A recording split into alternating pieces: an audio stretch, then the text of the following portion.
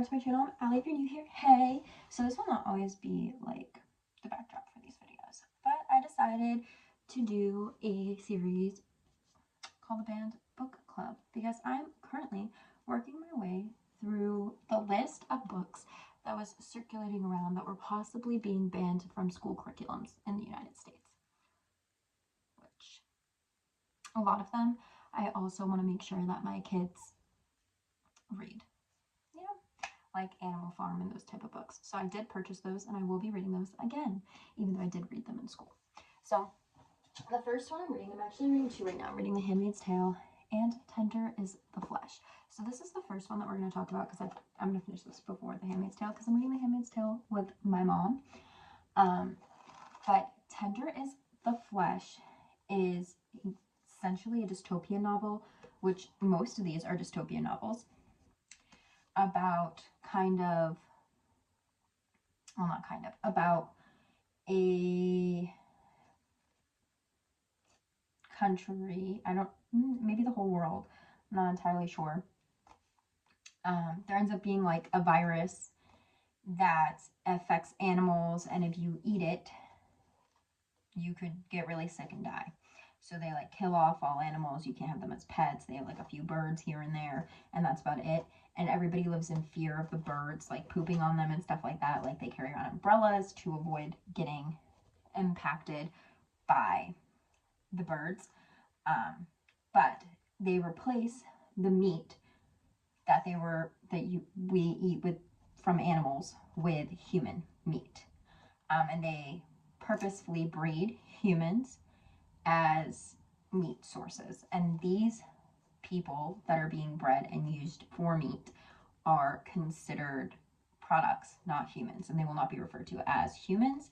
And this is kind of one guy's POV of living through this, and kind of like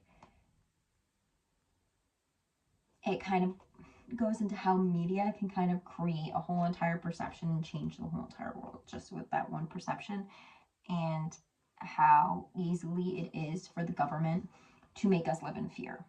And I think that's kind of what I've gotten from this so far. I'm about halfway through. So I'm on chapter 21. I just finished chapter 20.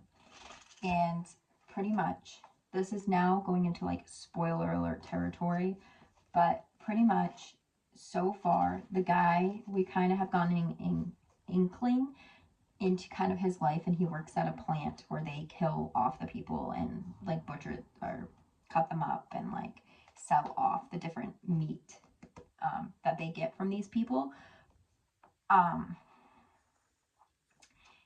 One of the guys gives him a head, as they call her, like a girl, and she's an FGP, so she's one of the higher, like, standard meat sources, I guess, people. They're one of the higher standard people, and he has her living in his barn, and he has no clue what to do with her because he doesn't raise heads at his house.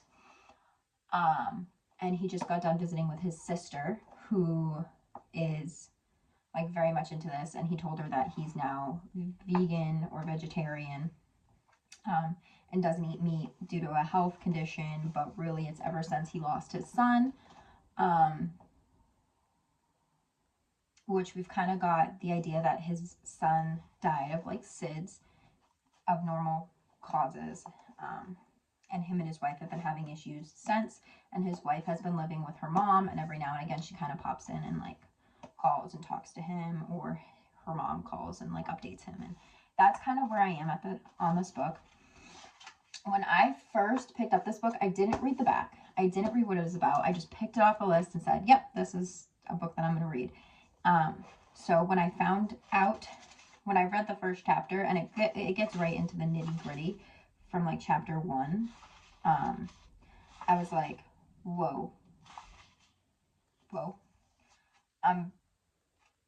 So far, I would give it 4 out of 5 stars. It is a bit of a heavier concept, I think, with the cannibalism piece in it, and it's not something that I've noticed that when I read it at night, I have a lot of like weird dreams, not necessarily nightmares, but just like weird dreams. So I try not to read this before I go to bed just because the dreams are kind of crazy. Um, but yeah, I would give it a 4 out of 5 stars thus far. I am going to update when I have completely finished the book. But, and if you guys haven't yet and would like to, you guys can friend me on Goodreads. I'll leave it in the description, and we can kind of talk about these books together and read them together and kind of figure out and see what the United States is really looking forward to, if you want to know my opinion. Because I feel like a lot of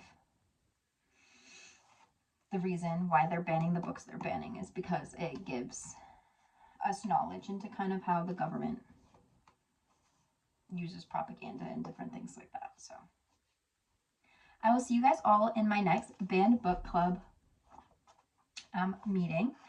I'm hoping to upload these at least once a week. So I will see you guys all then. Bye.